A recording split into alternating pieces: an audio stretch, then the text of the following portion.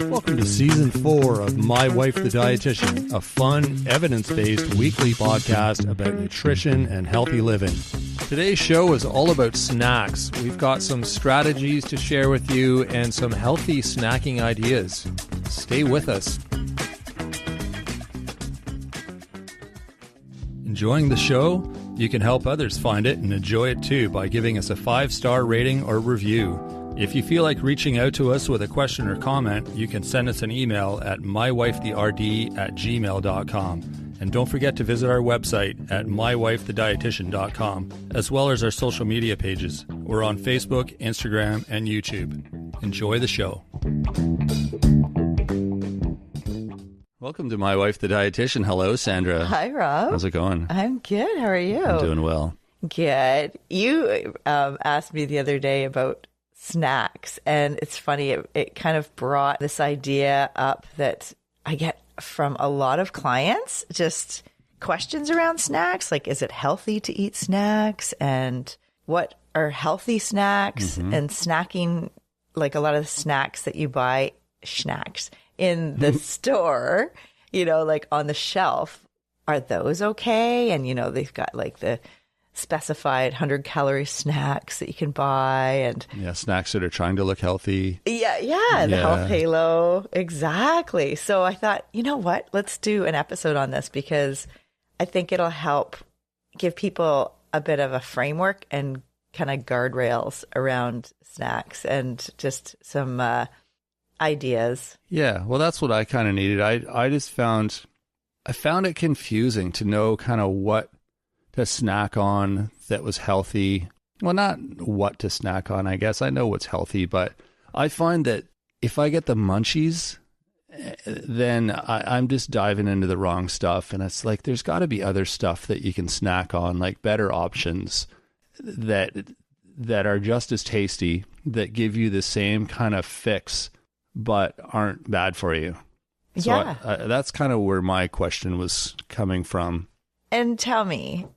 Because I don't want to miss out on snacking. I mean, I love snacking. But it's like, I just feel like guilty, I guess, that I'm just eating garbage sometimes when I shouldn't be. Oh, interesting. Okay, so when do you get the munchies?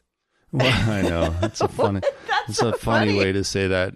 It's usually when I'm home alone. No, I'm just joking. Actually, it is kind of, when I say the munchies, it's legitimate munchies. It's not like I've been doing things that give me the munchies. I'm just like, I was going to say, that sounds so funny. Right? But no, is it like in the evening? Is it usually in the morning? Late afternoon, evening. Yeah. And it's like cheese and crackers kind of munchies, or like chips, you know, like, and if those things are in the cupboard, that's the first thing I go to, because it's like, ooh, okay, perfect. It's just easy. Chips and dip, or like crackers and cheese, or, you know, those things that I can like make little nibbles and eat a bunch of them. Okay. Versus like, I don't know, like carrot sticks, or, well, I don't know. I eat hummus and, you know, I try to do that stuff as well, but I think it must be the salty, crunchy stuff that I like. So I thought maybe there's something that's an alternative that is healthy. Wow, there's so much here to unpack, really. I'm sure. There really is, because with snacks, I mean, it really depends on, you know, the timing, the quality or type of snack. We know that 75% of snacks are the highly processed ones, like the kind that you buy like a snack bag, or or chips, like you said, or things that are highly processed and almost like a junkier type food. And it's so that definitely can affect, you know, your health goals. Like if you're doing that all the time and that's the type of snack you reach for, because it's a bit easier, like convenience, right? It's convenient. Totally. So, and if you haven't kind of planned ahead. Well, yeah, that was the other thing I was going to suggest too, was that it just kind of occurred to me that if we sort of do a bit of planning as far as what's in the cupboard, then we're always going to have the right things on hand and not be reaching for the junkier stuff all the time. Like we always say, it's okay to have that stuff sometimes, and that's why we have it in the cupboard. But if it's always the one that you're reaching for because all the other stuff is gone or we just don't have it on hand, then it presents issues. Yeah, right. And I mean, one rule of thumb for snacks that I talk to clients about are, if you think back to our plate ratio.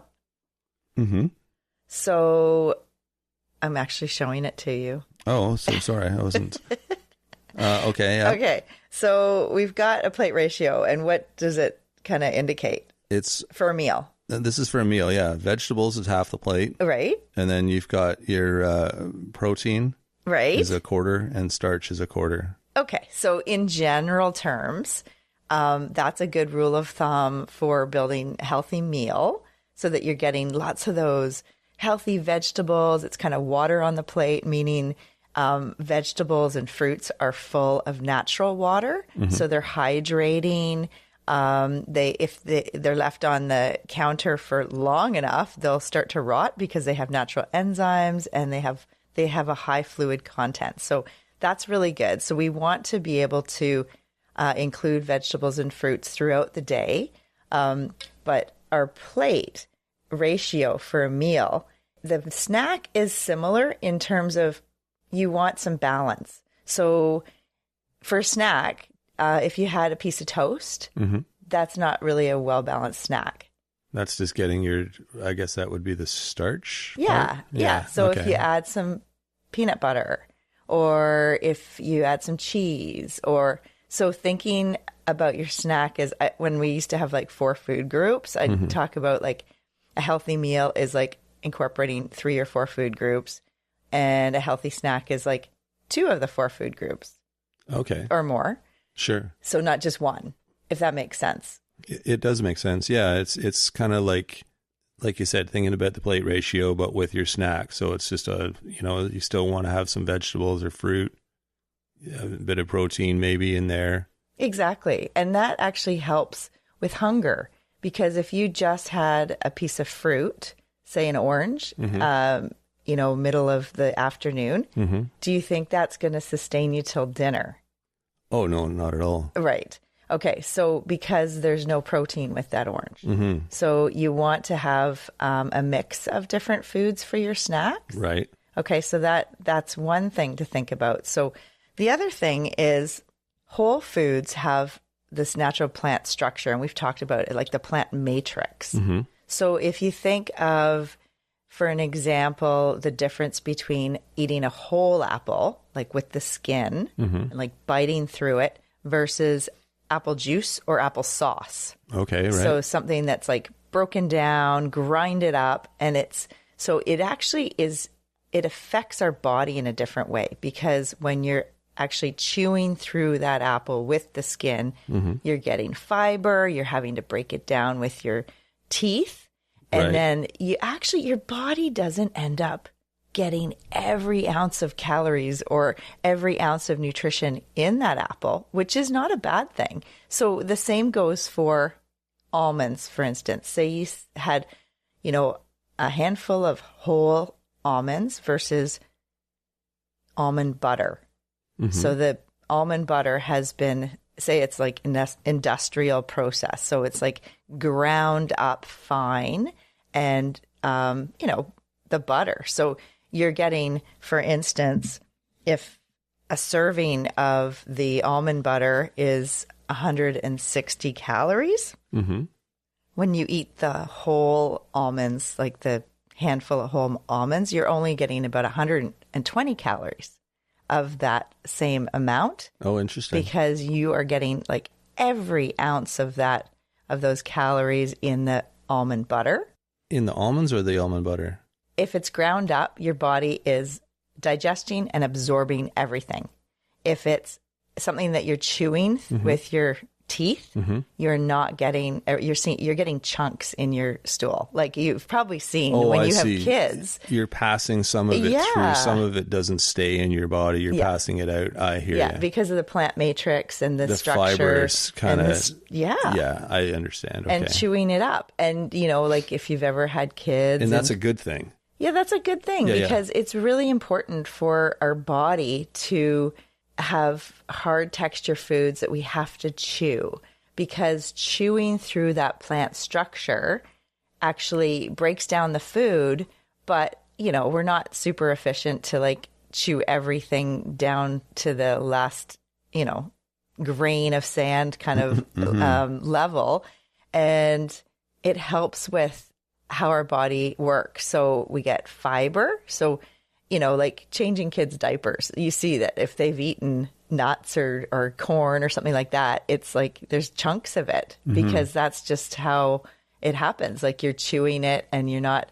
Yeah, your body doesn't break everything down 100%. That's right. That's right. So, you know, that's not a bad thing. That's actually really good. So when we talk about whole, minimally processed foods, this is part of it, is like you have to chew and swallow those things, but it makes your body work a bit harder, and it affects how quickly our blood sugar rises. It affects like a lot of our metabolic processes.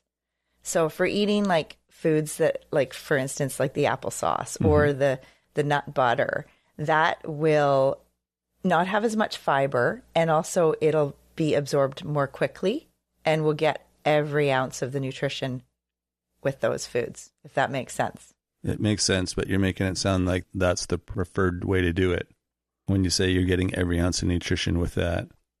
Do you know what I mean?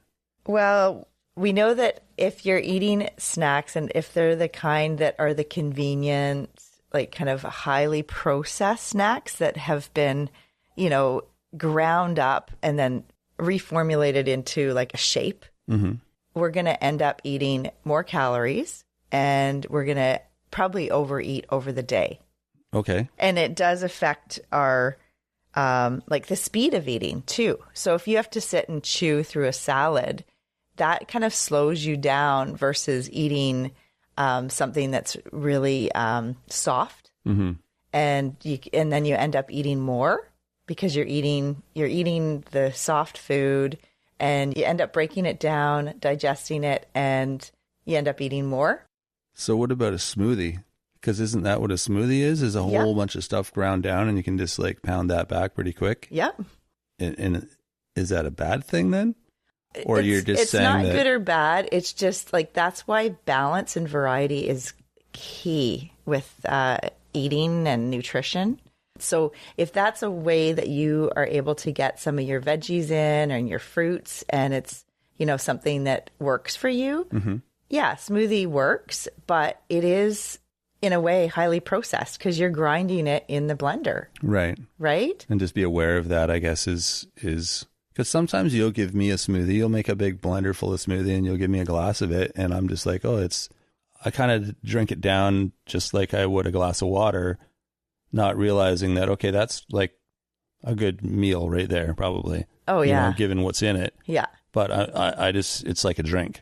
Yeah. And then I'll go and have something to eat after. Oh. But I probably don't need to, because I just essentially had something to eat. Yeah, in my interesting, smoothie. So I'm probably, like you're saying, getting more calories than you realize because it's processed and ground down, and yeah, you're not realizing all the stuff that's in it. Yeah. And I mean, with smoothies, it's important to try to add some sort of protein in there, maybe healthy fats, some fiber.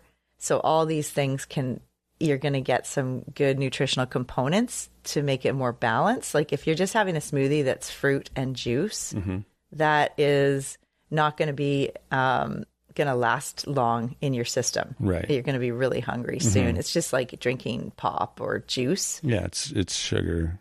It's just a lot. Yeah, there's not the protein to help slow things down, or the fiber, the healthy fats, right? Right. There's also something I want to just mention about, there's actually a gene that can determine if you are more prone to eating between meals. Oh, really? Like, yeah, it's so interesting, eh? And 2 in 5 people have the risk variant of the gene. It's like the gene is MC4R. And if you have the risk variant, then it codes for a receptor in the brain, in the hypothalamus region of the brain. And basically that area of the brain controls hunger and appetite. Oh, really? Interesting. Yeah. So this gene plays an important role in appetite regulation and hunger cues.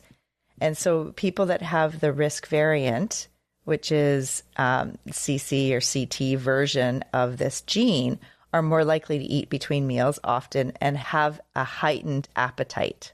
Interesting. Mm-hmm. And how would someone know if they have that? Well, having the test, the Genomics helps, because then you can see if you have that gene. Oh, it sort of identifies all those things for you. Yeah. I see. Okay. Yeah. And both you and I have that, the risk variant. Oh, I definitely have that. I know I do too. I have to have snacks pretty much. I know I don't feel as bad because it's like I can't help it. Well, the thing is, you can control what foods you're eating. Yeah, exactly. Right. Yeah. So, in some of the recommendations is like replace, chips with whole wheat pita and hummus, for instance, or replace a muffin with an English muffin and peanut butter, or replace the ice cream with toppings with some yogurt and berries. Yeah, those are good. And like I said before, after we've gone shopping and we have a full fridge full of stuff, I make good choices. It's when we're sort of running low and then all that's left, like I'm still needing my snack, but all that's left in the cupboard is like, I don't know, chips and dip or stuff that I really know isn't good for me, but I still like eat it because I'm hungry and I want my snack. And so, yeah, I think just having stuff on hand is pretty key.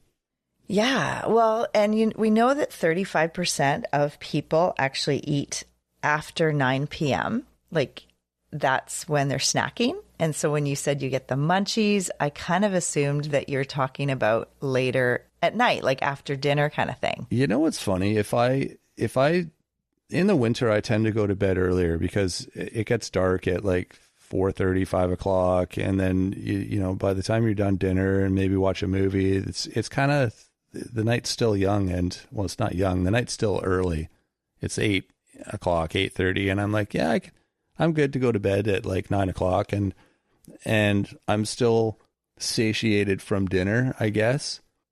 In other times of the year when I'm up later, say past 9 o'clock, then I start to want food, which is funny because it's the same routine as in the winter as far as my eating, but I just seem to be awake, and it's like, it's almost like a funny habit. I'm not necessarily, I'm not hungry, but it's the munchies. And it's not, it's just funny. It's just how my body is. It's like after 9:30, my body's like, okay, I want some chips and some cheese and crackers and whatever. Sometimes it's like a yogurt and granola or ice cream but it's never anything like super healthy. Right.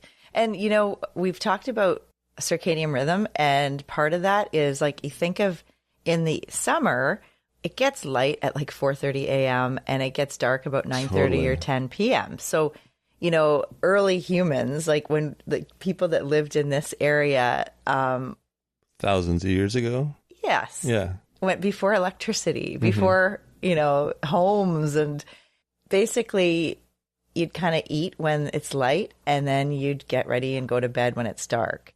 So in the winter, there is a smaller window of it's dark longer, right? So we're eating kind of when it's light out, and then we kind of turn in and go to bed. We're not eating, after we go to bed. So if you're staying up late in the winter with artificial electronics and light and all that, and you're still hungry, that's a good indication that maybe, you can ask yourself a few questions. Like if you're having those cravings late at night, it's probably you're bored, or you're watching a movie, or you're sitting down and like, it's just kind of habit to sit and eat snacks when you're watching things. Because you're kind of in that relaxed mode, and it's your self-care, and maybe the kids have gone to bed, so you're kind of treating yourself. But ask yourself, like, did you have breakfast? Because we've talked about that, like just last week, I think we talked about the study, and all the clients that I see that, don't eat breakfast, and then they end up eating more later in the day and having more cravings, and just like your inhibitions are low later in the day, and you just kind of say, oh, I'm hungry, and you know, and you don't even like identify it, you just eat, right? Right. The other thing you can ask yourself, are you eating enough carbohydrates? Because a lot of people are kind of cutting down or cutting back on their carbs through the day. And so, you know, by the end of the day and at night, that's what they end up eating a lot of. Oh, interesting. Why are they cutting down through the day? Just like different diet trends and stuff? Yeah, mostly diet trends are kind of controlling, you know, if I eat carbs, then, you know, I'm going to gain weight, or, you know, all the ideas you have about different foods. So if you're not doing that and you're kind of restricting, then in the evening when you're kind of tired, you just kind of, that's what you go for, right? Interesting. Yeah. Is it a certain kind of carbs that, like, because like eating salad, I eat salad for lunch a lot. That's kind of, those are carbs. But like when a lot of people are talking about carbs, they're talking about like the starchy carbs, like the bread and the pasta and stuff, right? That they're cutting out. Does it make a difference with what kind of carbs you're cutting? I'm just wondering if... Yeah, for sure. Lunch, it would be great if with your salad, you've got some sort of like... toast or something. Or even like if we have leftover rice or farro or quinoa or pasta. And I think you do that. A lot of times you add that to your kind of your salad bowl, your rice bowl. Absolutely, if we have it, yeah. Yeah, so that's going to be, you know, part of your lunch is include that. That's really important because that's the middle of the day. You still have, you know, the rest of the day you're doing physical labor and activity and stuff. So definitely including those carbs at breakfast is important, and lunch. I meant include those carbs at lunch, and of course breakfast would be good, and it's okay for snacks too, and dinner, you know? So that's the thing, like if your body, especially if you are using your body, like you're moving and you do labor or exercise, or you're an active person, if you are not feeding yourself enough carbs, and we'll do another episode on this, your body is going to break down the muscle for the glycogen, which is the body's carbohydrate, like stored carbohydrate. And, you know, there's a lot of ramifications if you're not eating enough carbs, especially if you're active. You can have gut health issues, like you'll probably get IBS or even worse. That is something definitely that happens to people if they're cutting their carbs, because carbs are our body's fuel and energy. Right. Okay. So making sure that you're getting those at your breakfast, your lunch, your snacks, dinner. But what happens a lot of times is our people aren't eating enough, and then they end up eating, like making up for it at the end of the day, like after dinner, because their body's exhausted, and you just, like I said, low inhibitions, and you just want to treat yourself. And a lot of those foods, you think of like the simple carbs, those are a lot of the snacky foods that you buy that are convenient, right? Right. Interesting. Yeah. The other thing is, if you're having cravings, are you eating enough food through the day? Because a lot of times we're so busy during the day, you know, we're getting up and we're rushed to get to work, and, you know, we don't have much time for lunch, or, you know, so you're kind of doing your daily activities, but maybe not feeding yourself enough. And then by the end of the day, you're just like, you just kind of end up eating a lot. And then this can really affect, you know, your bowels. It can affect your weight, your, you know, how your body's metabolism was working. Like you can, you know, start to gain weight. It's, you know, you think of the circadian rhythm, it really impacts, you know, how our body works through the day. And it's, you know, if you're eating more of your calories later in the day, we've talked about this so many times, it's not great for blood sugars. It's not great for blood lipids. It's not great for metabolism. And a lot of people I see that work shift work end up gaining weight over the years because of their pattern of eating. Yeah, that makes a lot of sense. Yeah, I've never really thought about it like that before, but the when you're eating, which is like the episode we did last week, it really kind of hit home, and it does make a lot of sense, but it takes a while to change those habits, I think, because we're all into the habit of sort of eating more through it. Well, I shouldn't say all, but I think a lot of people tend to eat more later in the day because of everything you just said.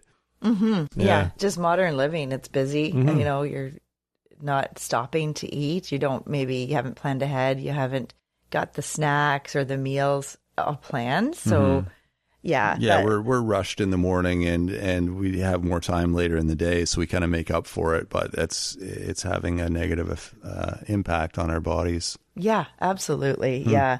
Yeah. And they've done research to show like people that eat 3 meals versus 6 to 9 meals, like so 3 meals plus snacks, there's not a huge difference in body weight and how your body works, especially if those snacks are more healthy snacks, like more of the whole minimally processed food. So we've talked a little bit about timing of meals and snacks, but also the quality and type of snacks. So let's talk about the quality. So you were saying that you grab, chips, or you have that salty, like you want something like crackers and cheese, right? I like crunchy. Crunchy and salty. And then usually something, I don't know, some kind of like savory dip or something, or I don't know. It really depends. But yeah, I mean, I'm a sucker for that stuff for sure. Yeah, well, and that's fine. Like your body's probably just there's cravings happening. Like we've talked about before, reasons for eating. We have that little magnet on our fridge. Like, is my hunger? What are the 3 things? What is it, like heart hunger? Yeah. Which is what, like emotion? Is that emotional? Well, let's just say the 3 first. Okay. So there's heart. Yeah. And mouth. Yeah. Like taste you want? And then are you actually hungry? Like your stomach's empty. Yeah, exactly. So is this hunger, stomach hunger, mouth hunger, or heart hunger? So that kind of was taken from Craving Change, and we'll post the episode in the show notes that we did with Wendy Shaw, the creator of Craving Change, because it's a really good thing to stop and think about before you open the fridge or the cupboard when you're got the munchies, when you're hungry, because you can think, okay, why am I hungry? Like, why am I going for food right now? Is it just that I'm bored, or that I'm excited, or I'm lonely, I'm angry, I'm tired? It's a habit.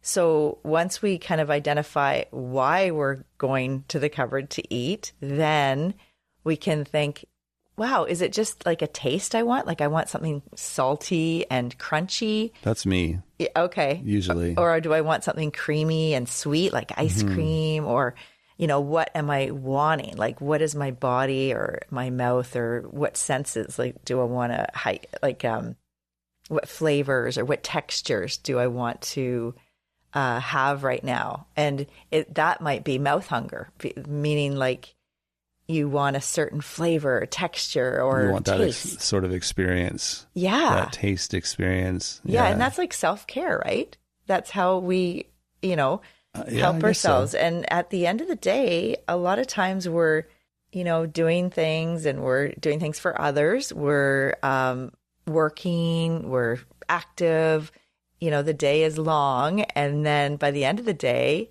self-care, like you want to give back to yourself, and your inhibitions are low. So that's when the munchies can happen, or when we want to just treat ourselves. And historically, food has been like the best treat, because you think of when we're born and mother's milk is like sweet and creamy. And, when a baby and an infant are like agitated and they're stimulated and heightened and they're like crying, when they start nursing and breastfeeding or getting what they need in terms of like that sucking motion, it's so soothing, and it just calms their nervous system down, and then they stop crying. So this is like, it's from birth. Like from when we were born. That's innate, really. We use food to calm ourselves, to self-care. Right. Right. True.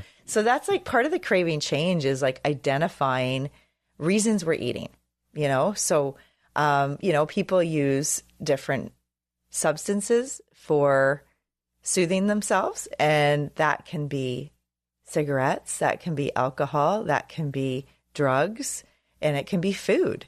And we know that there is a component in the brain where there's this addictive quality with foods. And sometimes it's not even about what food it is, it's just the act of eating. Mm-hmm. So that can be a coping mechanism. And then that, if you're doing that over and over in a way that's not super helpful for your system, that can lead to health problems in the long term. So we talked to Vera Tarman. It was sugar cravings. That's her thing, right? Food cravings, sugar. Food addiction. Yeah. And definitely, sugar cravings. And that's one we're going to link in the show notes because that is such an interesting discussion about food addiction. And it is a controversial idea. But we also talked to Anna Reisdorf, dietitian, who does the GLP-1 hub and talks about the Ozempic and other weight loss medications and how they are looking at maybe using those for food addictions too in the future. And not just food addictions, but also other addictions like alcohol and drug and smoking, because it's the same center in the brain. And that's part of this center in the brain that I just mentioned in the hypothalamus, the area of the brain that controls hunger and appetite. Right.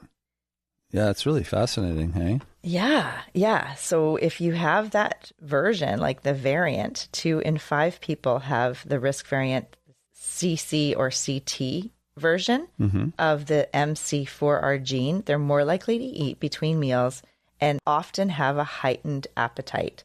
So if that's happening for you, then it's a good idea to kind of plan your snacks, like know the food that you have in your fridge or cupboard, or you're out and you've, taken a snack with you, because to maintain a healthy metabolism, it's good to avoid going longer than 6 hours without eating. So meaning you don't want to go long periods without eating through the day because you'll end up overeating late at night, which is not great for your metabolism.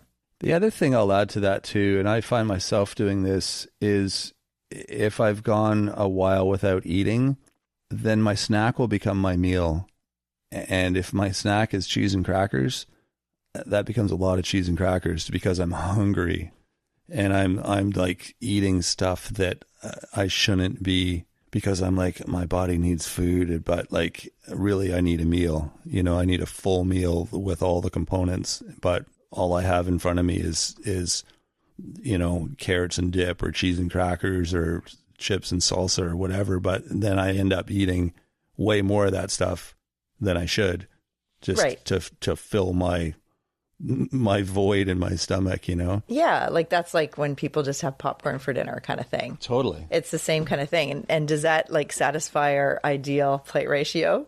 Oh, not at all. Right. So it's partly lack of planning. Exactly. And then you just don't have the tools in front of you. And so that, can be a problem. Especially if you do it once in a while, it's not a big deal, but there's a lot of reasons that people might do that. And we talked about like if you're on restrictive diets, or if you, you're kind of like fasting, like intermittent fasting. And it's like, oh, I can't eat in the morning, or you know what I mean? Like you have this idea that these rules, right. And then what happens is you end up going long hours without eating, and you could start to have, mood changes, stomach growling, you get dizziness or weakness, lack of energy, you can get a headache. So all these things can impact like how you feel and how your body's health, really. Yeah, for sure. When we shop next, I'm going to sort of make a note to get some snacks just to have on hand. It's never a priority for me when we're shopping. I'll sometimes throw in a bag of like like corn chips or something, just like have. But I think having more healthy snacks on hand is a critical part of being able to eat healthy. Yeah. And, we actually have most of the ingredients for healthy snacks here already. Probably. Yeah. And let's talk about that. Okay. Like what type of, so remember I mentioned before how a lot of times when I'm doing meal plans for clients, we have the calcium rich snacks and we have the healthy fat snacks. And not that you have to, have one or the other, but it's just good because that's a good time to get a calcium rich food in or a healthy fat. So let's talk about that. Like what might fit into the higher calcium snacks? Oh, that would be yogurt, cottage cheese. Would fish count? Because there's some calcium in fish, but I don't know if that would count as a calcium. Sure. That's awesome. Yeah. Like a can of, I don't know, oysters or. Well, if you want calcium in your you need the fish, bones. Right. exactly. You've got to get the canned fish with bones. So the smaller sardines, maybe. Yeah, sardines or herring or salmon is a good one. That when you mix it all up with the bones in there, you're getting a really good source of absorbable calcium. So you can put that with crackers, like Mary's crackers, or you could put it with, a whole grain wrap or a toast. That's a great snack for sure. I love that. Also like Baby Bell cheese or Laughing Cow cheese and a piece of fruit. Of course. Or Mary's crackers with the cheese. I think for you, part of it, the problem is like you just get the whole thing of crackers out and the cheese and you just go to it. Like there's no no fixed amount. Like you just kind of keep going, and until one's gone. Yeah, until like the end of the bag of the crackers or whatever, right? Yeah. And so with snacks, like you don't want to have like unlimited snacks, but not to be like super controlling about them, but at the same time, like if you sit down with a whole bag of something, a lot of times mindlessly, you're going to end up just feeling the bottom of the bag and go, oh, what happened to those? Yeah. I mean, our teenage son does that, but that's understandable. I used to do that too when I was that age. And it's just, I mean, that's his needs based on his age and his metabolism and his needing to eat tons of food. But if you're able to eat an entire bag of something, probably you should have a meal instead. Because obviously your body needs. Well, and how long has fueled. it been since you ate a meal? Like, it's just like, if you think about the way the day is organized, right? You wake up, it's an active period, and having something within 2 hours of waking is a good idea. So breaking the fast. And then for a lot of people, a mid-morning snack. Not everybody, but some people need that mid-morning snack. I do. I need a mid-morning snack between breakfast and lunch. Like if I don't have that, I get hangry. Like I need that. Look out. So yeah, mid-morning snack, and then you get your lunch, and then you have an afternoon snack, and then dinner, and then maybe an evening snack. Like if you have a lot of, you're active through the day and you just can't get all of your nutrition in your meals by the end of the day, have a snack in the evening. Yeah. So, it depends on when you said our son might be sitting there and, really needing a lot of food. Well, did he have a meal? Like when was the last meal? So basically you don't want to go like long periods without eating. And that is another way to help with your digestion. So breaking the day up, like meals and snacks. Some people don't really need too many snacks, but for those people that have that eating between meal gene, you're going to need some snacks. Right. Yeah. And the thing is, it's all about the, quality of the snack and the type of food you're eating. So if we're eating more whole, minimally processed foods for the snack, then that's going to be better for us. So another one could be veggies and hummus. You mentioned that. That could be like a healthier fat snack, or veggies and guacamole. Or you could do egg wrap with lettuce. That's another, it could be a meal, but it also could be a snack. It could be the black bean burrito in a wrap, like a tortilla wrap with black bean and some lettuce or some cheese. Just something to break up between your meals so that you have something that you're eating. Plus, it helps your, like, psychologically, it's not the Last Supper. Because when you think that food is scarce, or you think that you're not going to eat again because maybe you're doing a diet where it's fasting, or you're doing the diet with like some sort of rules around it, then you feel like, oh my God, I need to feed myself. Like, and I talk about like how food for our body is kind of like air. Like, if we have to hold our breath for a long time, when you end up taking a breath, you're just like a big gasp, right? Yeah. And it's the same thing. Like, if you have been restricting food, when you do eat, you'll eat a lot. Exactly. So, totally will. Yeah. So, I mean, we need to just calm down and realize that we can have meals and snacks. We're giving our body what we need, to just get out of the idea that, if we're urgent and we're like, have no plan for food, then you're probably going to grab whatever you can, the first thing that opens, a bag of whatever, and just like eat a lot of it quickly. Right. And then that kind of like helps to soothe you, but it's not super helpful, like in the long term. So that's why, like, that identify reasons for eating. Like, is this, am I like over hungry? Like, that's a stomach hunger that we talked about, like the 3 reasons, right? The heart, the mouth, and the stomach. Exactly. Yeah. So the heart is if you're bored, if you are, lonely, angry, tired, any emotions are kind of driving your eating. Like, it's like a self-care thing. It's like the classic, the breakup. So I'm going to eat a bucket of ice cream. Yeah, exactly. Like that. And then that could also be combined with the mouth hunger. Like, you have that desire to eat from something that's happening, like an emotion, but then you want creamy ice cream. So that's like the mouth hunger and heart hunger. And then it could also be after you haven't eaten all day. So then your stomach is hungry too. Right. So then you've got the layered effect of all of the reasons for eating there, right?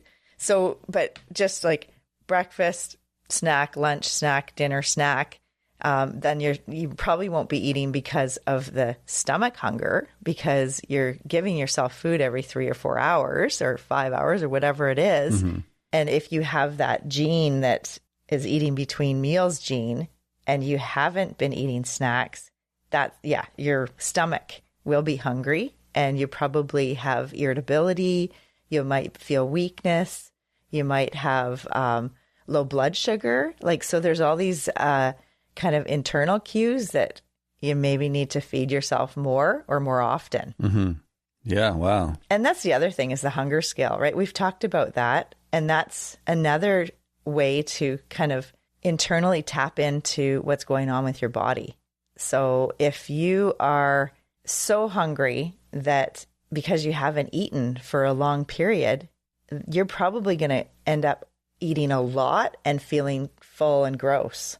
True. Right? Yeah. So you kind of want to keep that hunger scale between, we've talked about like 0 to 10. So 0 is like you're so hungry you could eat your arm off. Like, you're just going to go into the cupboard and rip open the first thing you see because you just haven't eaten for, a long time. Or the 10 is that you're like so stuffed after like a turkey meal with your family and you like had, multiple portions, and then you had the ice cream and pie at the end, and you just kept eating. And then you lay on the couch and open the button of your pants because it's too much. And you're like, I'm not eating for a week. Right. The food coma kind of. True. So that like you don't want to be at those ends of the scale. Like, you kind of want to be in the middle somewhere between like. Yeah, like a constant drip. right? Really, it's kind of like that, right? Well, It's just this constant drip of food. Well, you don't want to be on like, a roller coaster. You don't want like buckets of food going in and then nothing for 6 hours and then another bucket of food going in, because your body's just like, what's going on? Right. It's this roller coaster of digestion and hunger and fullness and all this craziness versus just a nice constant, like just the meal, the snack, the meal, the snack, the meal, the snack. It's like little bits of food on a regular basis. Yeah. And that works for the majority. Like a lot of people I talk to. I have talked to someone recently who does 1 meal a day, and it works for them. And Really? They're very healthy. Yeah. So it's like, that's another thing we could talk about in the future is OMAD, 1 meal a day. It's kind of like part of like the intermittent fasting, but with this person, it just kind of works with his schedule and the way his life is because of his work and stuff. And it's been working for him. He must not like food very much. I think he's just so busy. Yeah. And he just... Like food's not a priority. It's not a priority. I could never do that. I know. There's just so much food that I like to eat. I could never do that once a day. I couldn't do it because for me, I would literally... I'd be dizzy, I'd be weak, I'd be hangry, I'd be like, I cannot go You'd be long like chewing my arm off. Yeah. So, it's really interesting. So, hopefully that gives people an idea about like snacking and, is it healthy to eat snacks and what kind of snacks and meal timing and looking at your hunger and appetite. Maybe you could investigate, like, do you have that gene that's, the eating between meals gene? And it's so interesting doing the nutrigenomics because, and we did an episode, actually a couple episodes about nutrigenomics with guests, Hilit, Milner, Sunrise Nutrition. So we'll put that in the show notes. She does nutrigenomics. And then also Amanda Archibald, who's kind of one of the pioneers, a dietitian who wrote a book about eating for your genes. And and I help people all the time around nutrigenomics and like looking at your genes and how that impacts how you eat and what you're eating and how your body processes nutrition. So the eating between meals genes it's a really interesting one because it really gives us information about what our body needs and like how to be healthy doing that. Yeah.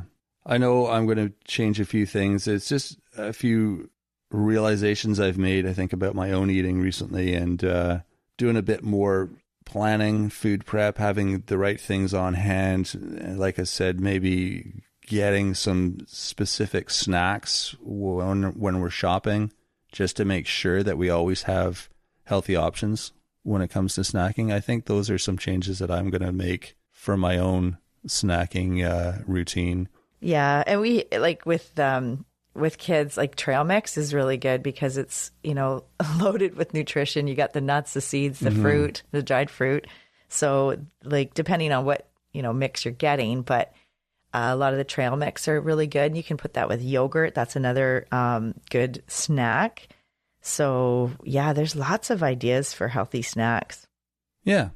And if you want more ideas, check out our website. We've got all sorts of different information there. We've got a blog. We've got a weekly newsletter that has tips like this kind of stuff we're talking about today, recipe ideas, links to different things. So those are both good resources. You can find both our blog and our newsletter on our website. It's mywifethedietitian.com. If you have questions, feel free to reach out to us through our email. It's mywifedrd@gmail.com. You can also find us on social media. We're on Facebook, Instagram, and YouTube. You're welcome to reach out to us there as well. We love hearing your comments, your feedback. You can rate and review the show too. That would be super helpful for us. And like I said, it also gives us a bit of feedback, lets us know if we're on the right track and giving you the information that you're looking for. If you could share with a friend too, that would be amazing. It'd be super helpful for us. We're wanting to spread the word to as many people as possible. We want everyone to be healthy, and having a good diet and nutrition and healthy lifestyle is the way to do it. So share with your friends. We'll be back on Wednesday with another episode of Nutrition Nuggets, our midweek mini episode. So until then, have a fantastic week, everyone. Thanks for joining us today on My Wife the Dietitian. If you like what you heard, don't be shy. Leave us a comment or review, and be sure to share our podcast with your friends. If you'd like to hear more, hit that subscribe button. You can also follow us on our social media pages for updates, episode trailers, and other odds and ends. For more info and links on what we discussed on today's episode, check the show notes. We'll be back next week with another informative and fun-filled episode.